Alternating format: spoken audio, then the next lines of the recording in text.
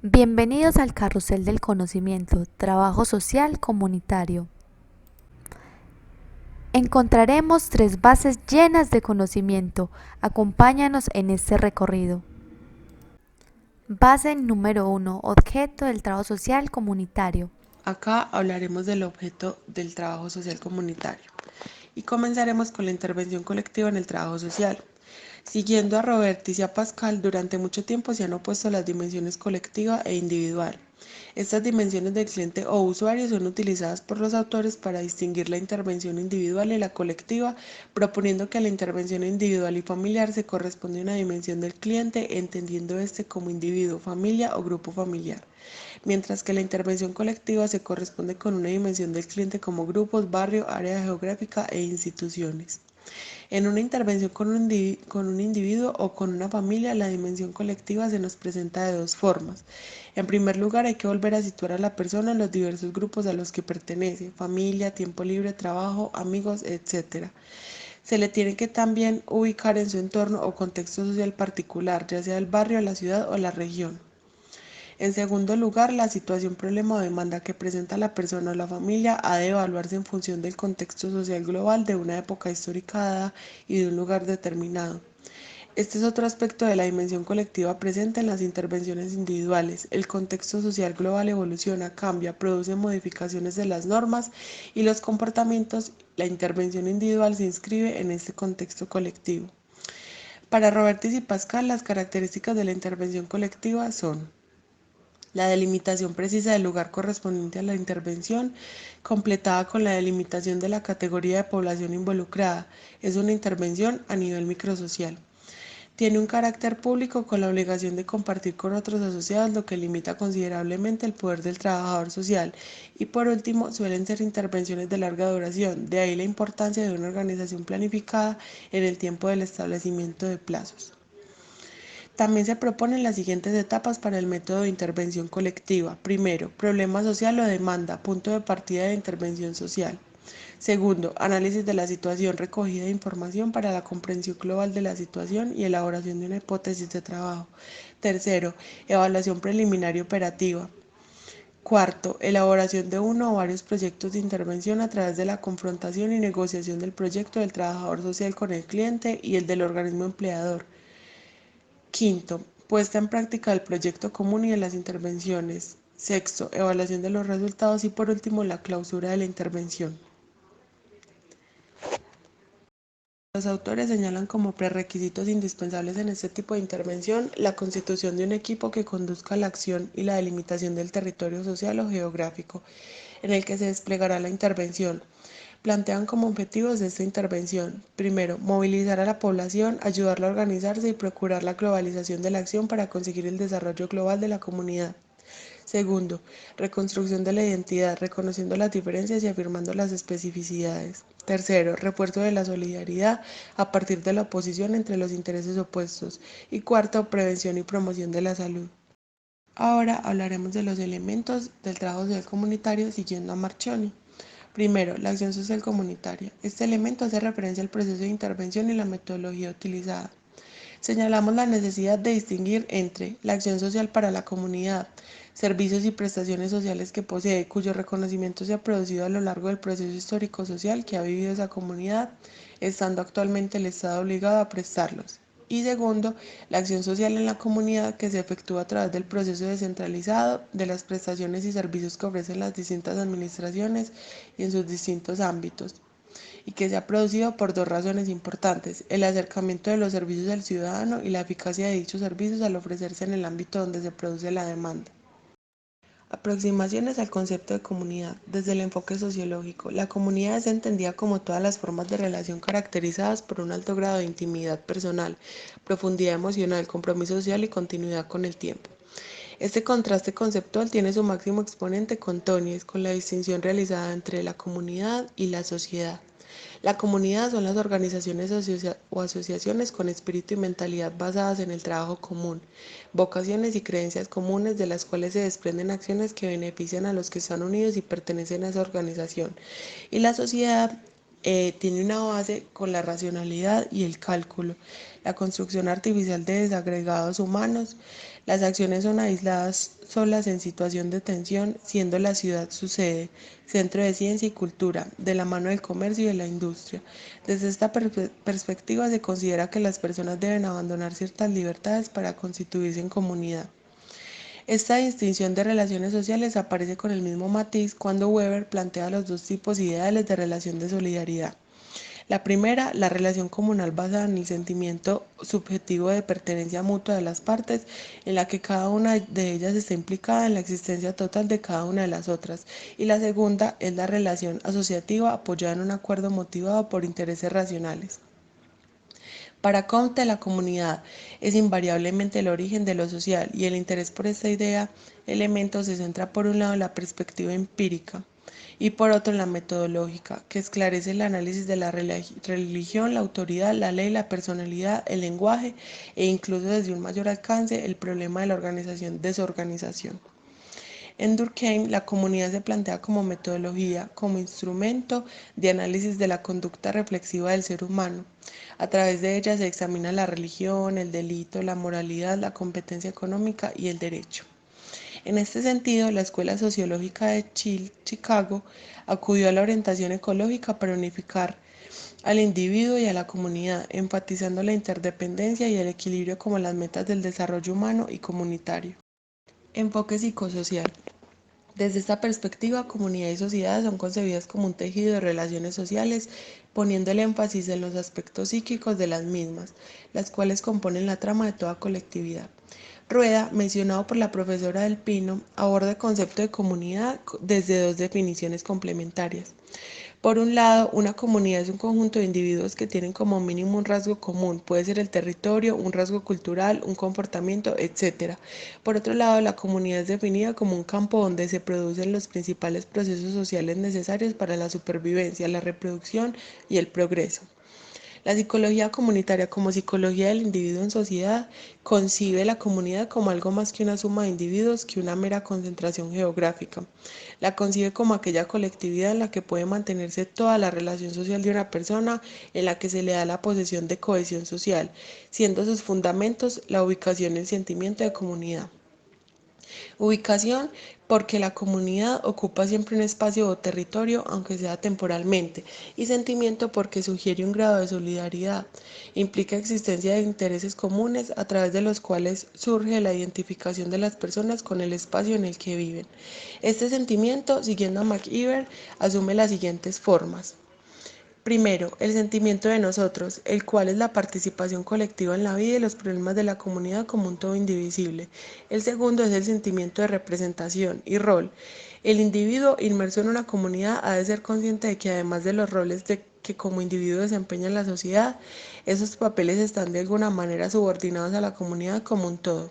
Y por último, el sentimiento de dependencia física y psíquica. El individuo necesita de la comunidad para desarrollar su actividad, su vida, pero también necesita de ella como una especie de refugio frente a la soledad. Por último, mencionamos a Lewin, quien añade la incuestionable convicción gestáltica de que todo grupo es algo distinto de la suma de sus partes, que el grupo posee sus propias metas y objetivos, su propia estructura y dinámica, sus propias fuerzas y define autónomamente sus propias relaciones con otros grupos. Se trata de un todo dinámico e interdependiente, de manera que una modificación de cualquiera de sus partes hace cambiar al estado y la situación del resto. Por último, se tiene el enfoque desde el trabajo social. El trabajador social es tan solo un profesional mediador de apoyo que a través de unos métodos de intervención comunitaria integral provoca la participación y la promoción social de dicha comunidad. En la mayoría de las definiciones encontró tres áreas de coincidencia: una localidad compartida, relaciones y lazos comunes, interacción social. Los elementos que van a participar directamente en la acción comunitaria son el territorio. El territorio es una entidad física y social, no solamente urbanística, en la que vienen a encontrarse y a veces a enfrentarse las contradicciones, conflictos, relaciones sociales y al mismo tiempo en ella actúan las instituciones y la población. Es por tanto esencial que el trabajador social proceda a un estudio serio y riguroso con la participación de la comunidad. Seguimos en este carrusel del conocimiento con la población. La población está entendida como los miembros de una comunidad entre los que se producen interrelaciones vivas, intereses, valores comunes que crean un sentimiento de pertenencia a la misma, una comunidad territorial en la que sus habitantes poseen una unidad de acción natural. Numerosos intereses comunes comparten un cierto número de valores y se identifican como pertenecientes, y esta población ha de ser especificada y concretada. Siguiendo con los elementos que son muy importantes para la comunidad, seguimos con la demanda. La demanda es un programa de actuación, pues las estrategias de acción y el éxito de la misma dependen de la dimensión en la que se encuentra la demanda y del tipo de demanda de que se trata. Los siguientes niveles que tiene son el nivel que se refiere a problemas y demandas sociales relacionados con determinadas partes del territorio, el nivel referido a problemas y demandas sociales que se refieren a determinadas franjas de población. Los recursos. En primer lugar, hay que recordar que la comunidad y sus miembros son el primero y el principal de los recursos de los que disponemos en estado potencial y que necesitan un trabajo social para que se vuelvan reales.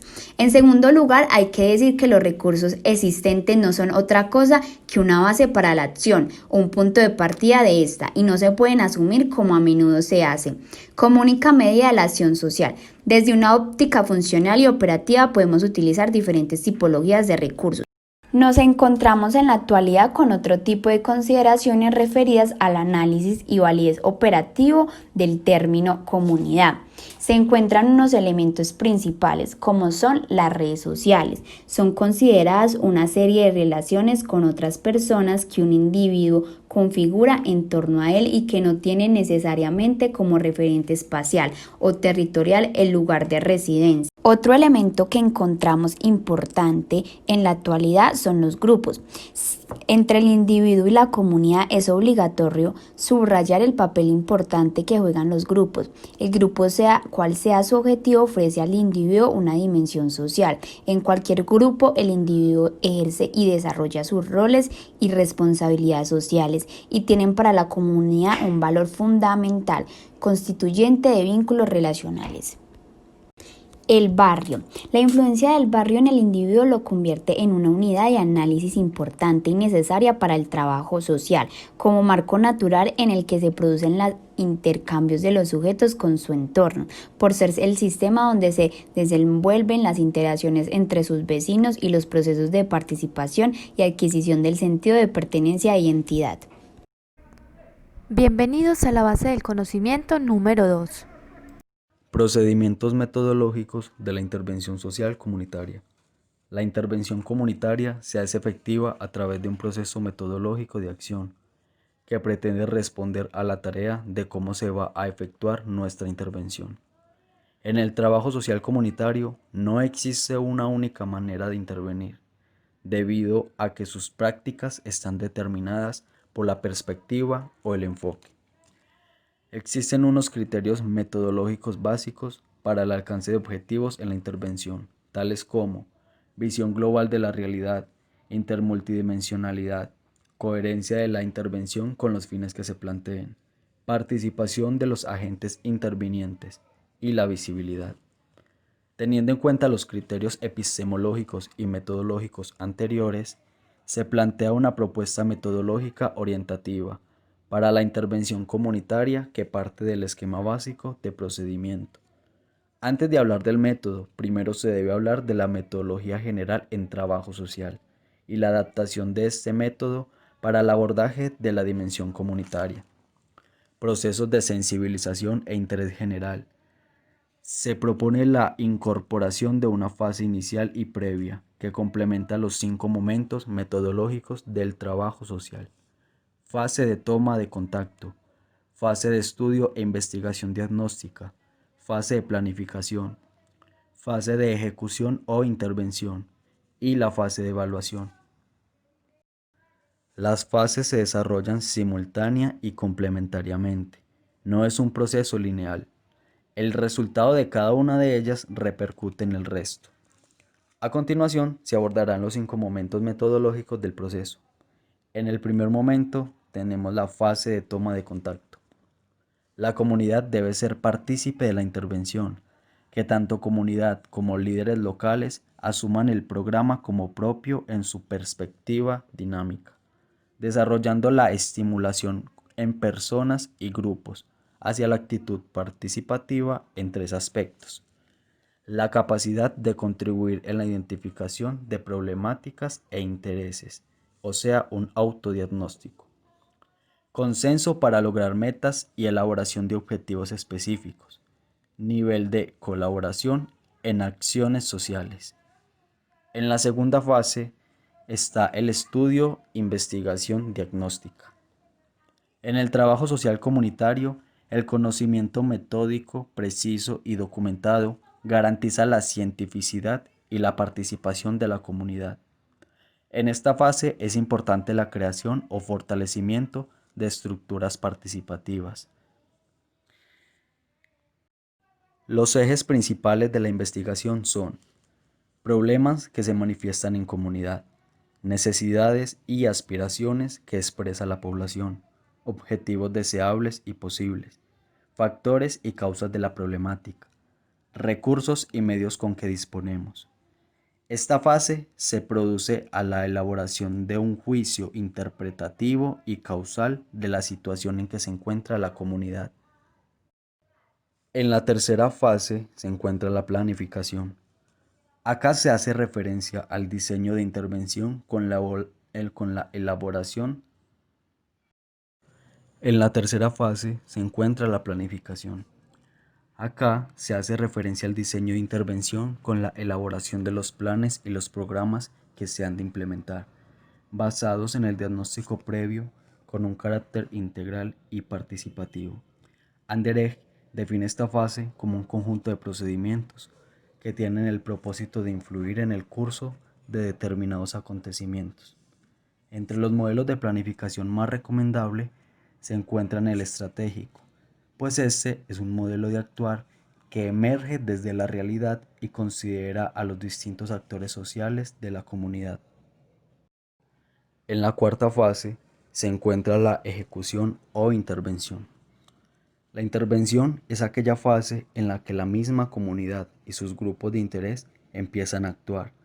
La implementación de estrategias tiene como finalidad activar todas las potencialidades humanas y los recursos sociales en orden a conseguir un cambio positivo de acuerdo con unos objetivos propuestos. El trabajador social debe dejar claro que el desarrollo y transformación de la realidad social de los individuos, grupos y colectividades de la comunidad depende exclusivamente de sus esfuerzos. En la quinta y última fase se encuentra la evaluación. En esta fase es donde se da la auténtica fusión de la teoría con la práctica. Hacer de la praxis materia de estudio es lo que permite la evaluación. Es una fase y un instrumento que nos facilita el proceso de comparación entre la situación inicial de la que partimos, en relación con el final, y a través de esta se pueden medir la efectividad, la idoneidad y la eficiencia. En la evaluación de proyectos sociales es necesario hacer la evaluación a lo largo del proceso. Esta supone que se deben retroceder en las fases metodológicas y analizar cuál ha sido la acción realizada desde la perspectiva comunitaria.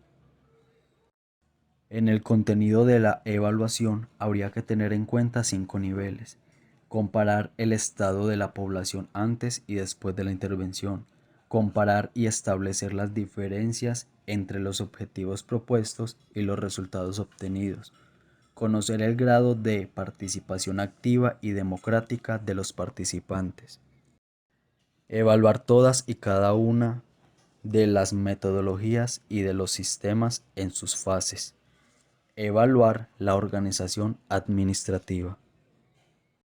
Modelos de intervención. Empezaremos con los modelos tradicionales.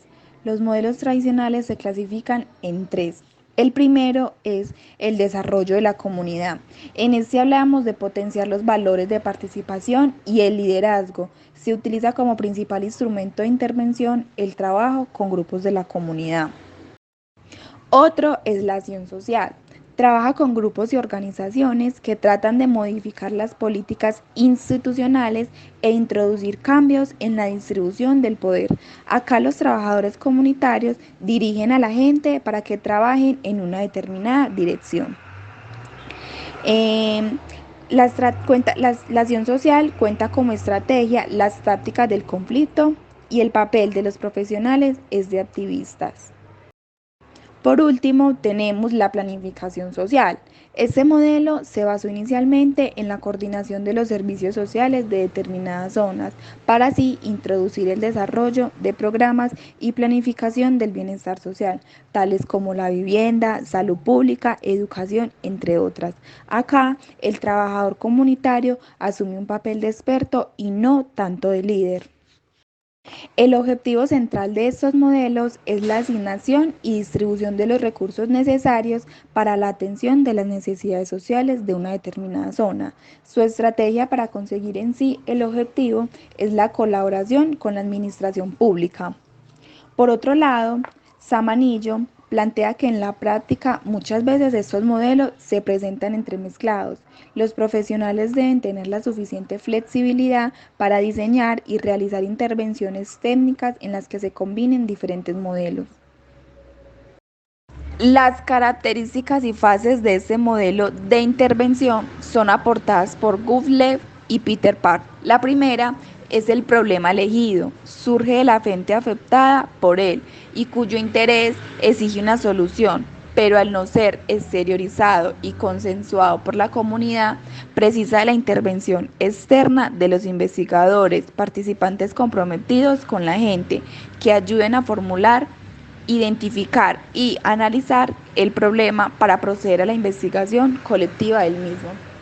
La segunda, el investigador debe preliminarmente conocer la comunidad por medio de estudios sociales e históricos que existan, documentos, entrevistas y observación, así como participando en la vida de la comunidad. La tercera, existe entre la investigación y la acción una interacción permanente. Se realiza mediante la transformación de la realidad social. La acción es fuente de conocimiento y la investigación es en sí misma una acción transformadora. La cuarta, se interviene sobre situaciones reales a una escala relativamente limitada, trabajando con grupos reales, quienes deciden conjuntamente con el investigador, participando y colaborando a lo largo de todo el proceso, en cómo formular el problema, la información a obtener y los medios y técnicas utilizadas para ello. La quinta, estamos ante un proceso educativo dinámico en el que el diálogo es un distintivo esencial de la investigación-acción participativa, pues mediante él la gente se une y participa en los aspectos cruciales de la investigación y la acción conjunta. Por otro lado, la investigación-acción participativa puede considerarse como un proceso sistemático que lleva a cabo una determinada comunidad para llegar a un conocimiento más profundo de sus problemas y tratar de solucionarlos, intentando implicar a toda la comunidad en el proceso.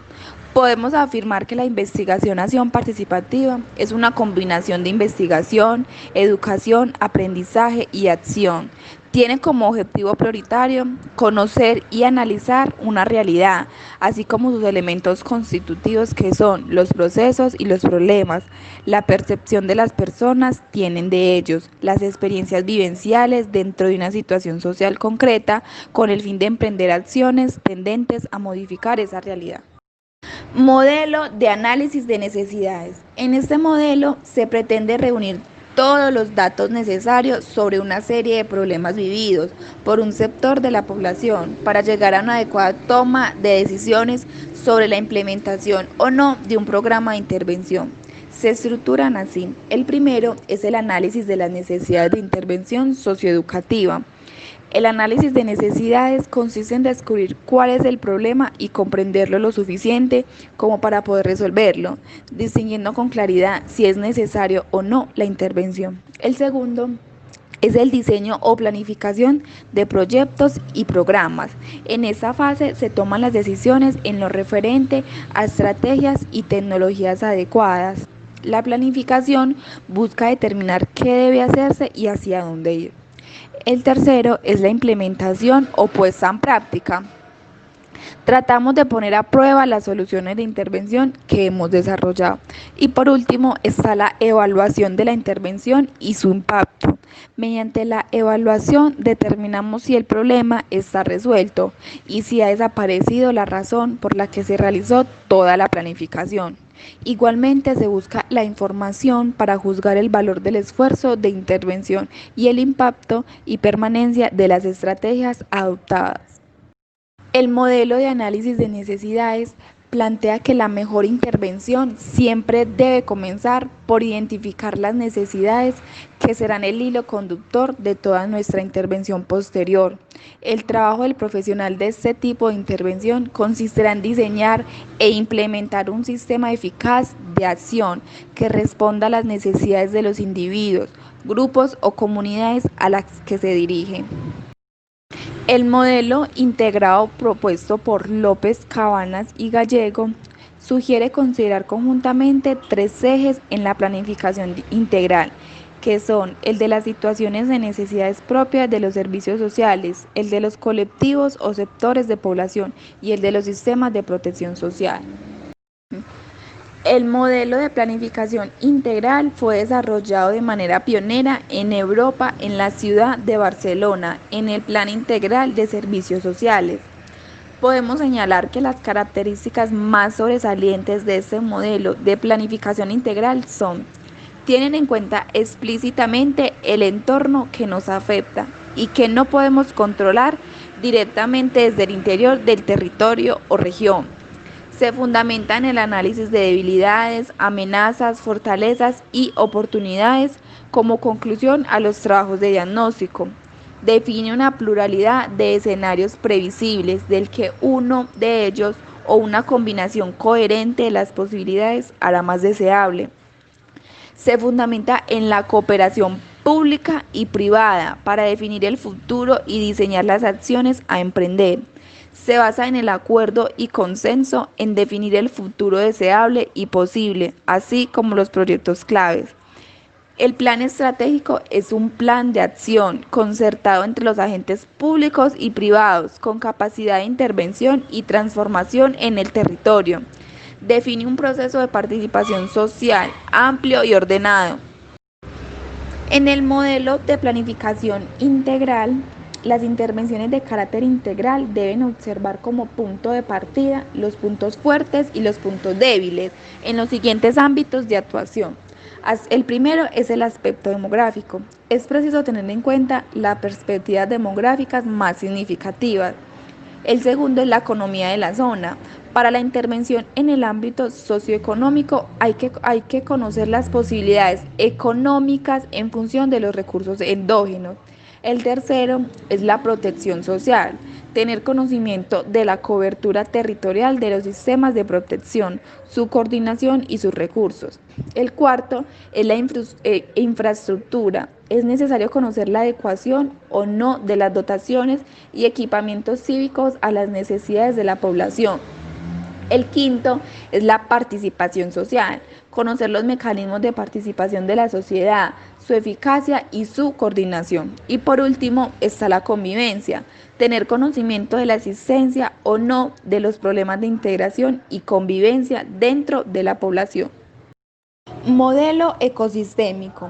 Este modelo permite una comprensión de la compleja y permanente interacción de las personas con sus ambientes, más o menos inmediatos, donde se integran las estructuras y las dinámicas de las redes sociales y las transacciones de apoyo que se generan en estas. Bronfenbrenner concibe el ambiente como un conjunto de estructuras seriadas. El nivel más interno de esas estructuras lo transforman los entornos inmediatos que contienen a la persona, llamados microsistemas. En este encontramos la familia, la escuela, el trabajo, el barrio. En el siguiente nivel se sitúan las relaciones entre esos entornos inmediatos de la persona que formarían el mesosistema. Acá encontramos las redes sociales. En el tercer nivel se sitúan los entornos donde la persona no está presente, pero es influida por ellos, el nivel de ecosistema. Y en el cuarto nivel se sitúan los factores socioeconómicos y culturales de tipo macrosocial, que constituirán el macrosistema. En términos generales, el trabajo de redes se puede definir como un proceso de mediación con un objetivo determinado en el que vinculamos a dos, tres o más personas, ayudando a que se establezcan lazos importantes y reacciones en cadena entre ellas. El trabajo con redes requiere la distinción de tres fases. La primera es la identificación de la red social. En esta encontramos un proceso subjetivo de reconocimiento de las relaciones importantes que existen en la vida de una persona. En la segunda está el análisis de la red social. Se considera la red como el sistema de ayuda natural más próximo a la persona, pero no el único, y saber analizar sus descompensaciones, sobrecargas, rigidez, conflictos, supone enfocar la intervención psicosocial desde una perspectiva ecosistémica. La profesora Villalba propone utilizar la técnica del mapa de red en esta fase. La última es la intervención en las redes. Este modelo plantea que la intervención se ha de producir prioritariamente desde el nivel comunitario o generalista. Se basa de base ecosistémica y mediante un equipo interprofesional que asuma como principio la autorresponsabilización de los individuos, grupos y comunidades en su propio desarrollo. Bienvenidos a la base del conocimiento número 3. Participación social, sociedad civil y cultura participativa. La cultura participativa implica un estilo profesional y personal del trabajador social, estilo que se concreta con actitudes personales y profesionales y en el establecimiento de procesos y causas socioculturales que hagan viable la participación de la sociedad civil, junto con las administraciones públicas en un proceso de desarrollo. En un sentido amplio, la cultura participativa impregna la vida sociocultural y política de nuestra comunidad a través de una participación social que posee diferentes modos de expresarse. Ejercicio individual de derechos, como por ejemplo el voto en procesos electorales o reclamaciones. Apoyo social informal. Conducta de ayudas espontáneas dirigidas a personas. Voluntariado. Conducta de ayuda que se efectúa directamente en instituciones de carácter social o a través de organizaciones públicas o privadas. Movimientos sociales. Movilización ciudadana para la resolución colectiva de un problema puntual. Asociacionismo. Pertenencia a una organización, sea de carácter político, sindical, vecinal, de autoayuda, de defensa de los intereses de algún colectivo concreto o cualquier otra que agrupe a distintas personas en torno a una temática y motivación en común. Redes informales solidarias. Estas son importantes en la mejora de la calidad de vida de los ciudadanos. Y por último, participación planificada en los órganos de administración local. Permite la participación reconocida y reglamentada en las administraciones públicas a través de los consejos de participación. Participación social. Su importancia queda patente ante la circunstancia de que el término participación aparece desde un planteamiento general que parte de la propia Constitución española, pasando por la autonomía, lo municipal y concretándose en la propia comunidad. El Estado social pluralista y democrático de derecho español, independiente de la ideología política, tiene reconocida la participación de los ciudadanos como una de las normas fundamentales. La Constitución recoge la participación desde tres vías importantes: los partidos políticos, los grupos de intereses y los ciudadanos. La participación ciudadana en la vida política, económica y cultural. Participación social y trabajo social. Desde el punto de vista del trabajo social, es la participación un principio inherente al mismo. En la intervención social, como lo señala Hernández y Raya, lo único que legitima al técnico es la participación de los afectados o implicados. La participación en trabajo social comunitario significa que las personas de la comunidad, aunque no hayan sido elegidas o designadas responsables de la administración, puedan influir en la decisiones de los políticos y en los programas que conllevan esas políticas que afectan sus propias vidas. El trabajador social juega un papel importante, pues apoya al ciudadano para que sea real y eficaz esa participación, prestándole la orientación, formación e información necesaria. Todo un rol que debe sustentarse en varios pilares: actitud de respeto, autenticidad y transparencia, preparación técnica y actitudinal referida a técnicas motivacionales y asunción de una serie de principios y reglas. La participación es un elemento imprescindible para evitar que se genere en los ciudadanos un lazo de dependencia del aparato burocrático, ya que mediante la participación se fomenta el sentido de pertenencia a la comunidad y la autorresponsabilización en la resolución de sus necesidades. Pero la participación no se puede imponer. Si bien es cierto que las administraciones pueden hacer mucho para fomentarlas, finalmente es una decisión que los propios ciudadanos deben de tomar. La movilización y la participación efectiva y eficaz de la iniciativa social requiere que se den simultáneamente tres condiciones: querer participar, poder participar y saber participar. El conflicto. El conflicto es consustancial a la vida cotidiana, por tanto profesional, provocador del dinamismo del sistema que proviene de distintos ámbitos y dimensiones. La intervención social comunitaria está llena de conflictos y contradicciones. Scartin propone que para trabajar con el conflicto es necesario reunir una serie de requisitos por parte del trabajador social. Este debe formarse en relación con los principios teóricos ideológicos que sustentan el trabajo social como una idea de cambio y asumir un rol que combine la racionalidad, la eficacia y la tarea con crecimientos democráticos, participación, promoción y relación. Es importante que el trabajador social sea considerado un profesional que, aunque depende de una organización, ha explicitado su posicionamiento y conseguido la confianza de la población. Por su parte, una organización debe poner las vías idóneas para llevar a efecto la repetida participación, vías en las que se pueda creer y, a pesar de las dificultades, establecer claramente sus posibles limitaciones, pero respondiendo ante el compromiso pactado sin engañar o no responder al mismo. Por último, señalar que los conflictos también pueden surgir de las organizaciones. La falta de limitación clara de las competencias y las tareas a llevar conjuntamente pueden ser parte de estos conflictos. También dificultades de relación por cuestiones políticas o personales de sus dirigentes o sentimientos fuertes de territorios propios. El trabajador social debe enfrentarse a estos conflictos siempre que imposibiliten y dificulten la calidad de nuestras intervenciones y ayudar a la comunidad a ser consciente de él, analizarlo y plantear habilidades y métodos de cómo trabajar. Voluntariado. Empecemos diciendo que un voluntariado es cuando una persona o un grupo de personas se unen libre y desinteresadamente a un grupo para trabajar con fines benéficos o altruistas sin esperar remuneración alguna. El voluntariado se ubica dentro de una política sociocultural participativa que necesita la cooperación social y no solo los esfuerzos del sector administrativo para lograr sus objetivos o llegar a sus fines. Cuando una persona o una comunidad deciden hacer un voluntariado, están asumiendo la responsabilidad, dedicando su tiempo y su capacidad a problemas y exigencias comunitarias.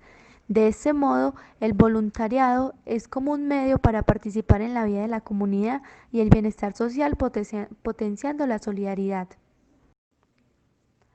Dentro de lo que nos compete, que es trabajo social, el voluntariado busca aumentar la eficiencia y la eficacia de los programas y proyectos dentro del trabajo social.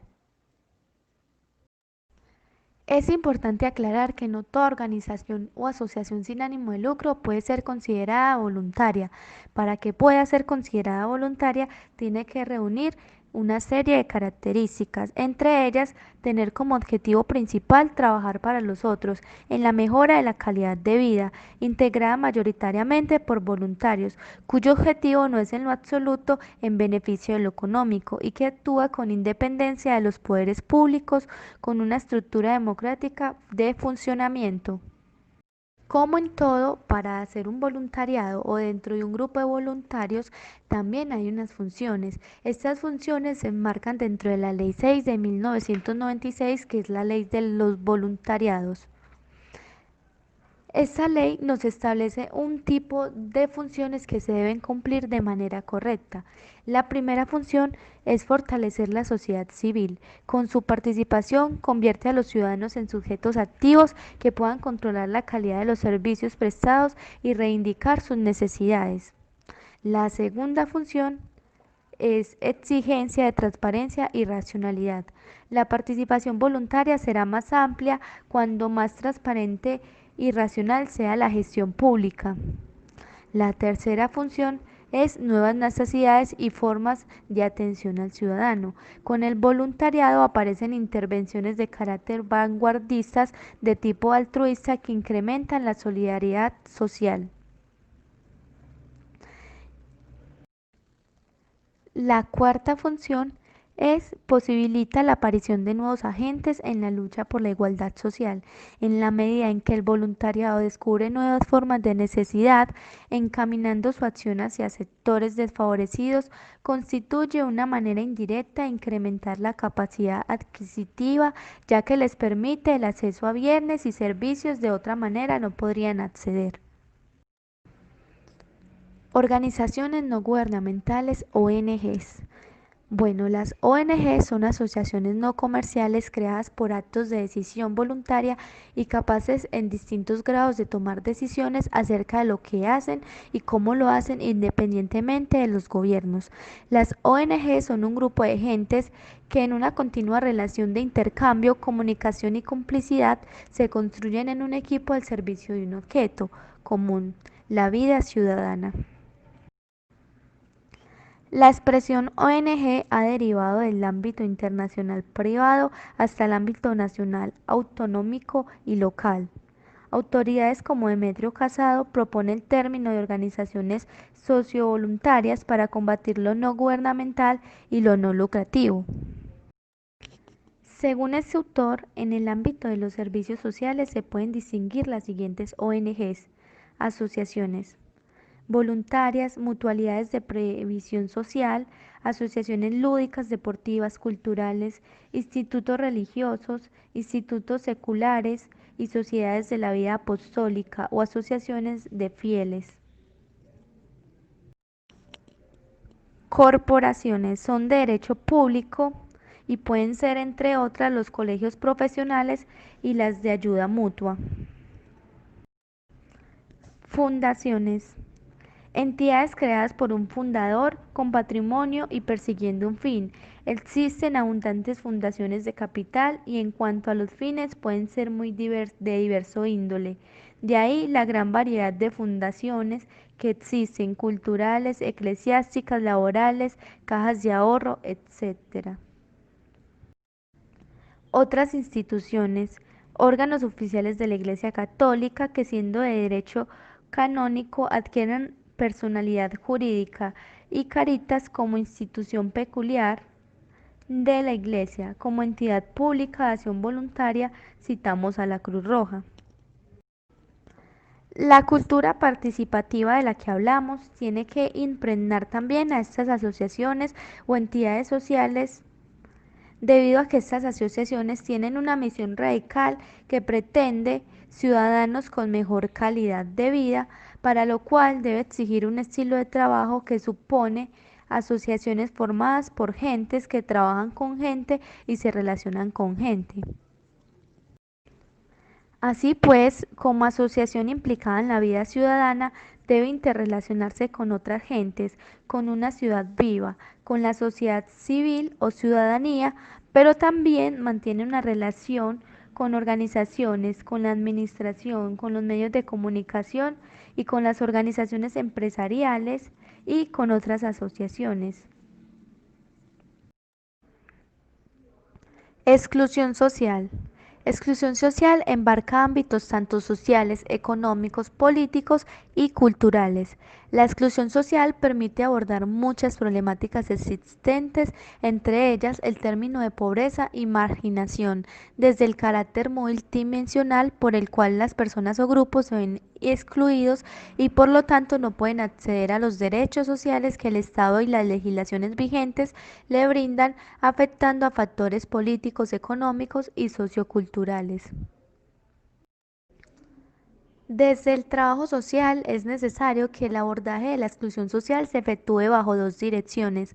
La primera es un concepto multidimensional, dado que produce una desestructuración y precariedad que afecta a todos los ámbitos de la vida. Y la segunda es como consecuencia de un proceso, ya que acá interactúan procesos económicos, sociales y personales que conducen a situaciones de exclusión. De este sentido, desde el trabajo social, la exclusión social concurre tanto en elementos de la organización social como de subjetividad, añadiendo a su vez el contexto de proximidad donde esto se produce. La exclusión social trae consecuencias que destruyen y afectan todos los ámbitos de la vida, en mayor o menor medida, limitando el acceso a oportunidades para mejorar la calidad de vida de las personas. Para analizar e intervenir situaciones de exclusión, se deben analizar tres grandes bloques de recursos para reconocer la situación de partida de los grupos o personas excluidas. Estos recursos son recursos materiales, ingresos económicos suficientes, vivienda digna, acceso a la atención sanitaria, a la educación, a la formación, al empleo, entre otras. Recursos psicosociales, participación en redes sociales que faciliten el sentimiento de pertenencia a la comunidad, a la vez que brindan la oportunidad de recibir el apoyo social que se requiera en cada momento. Recursos personales, actitudes, competencias y habilidades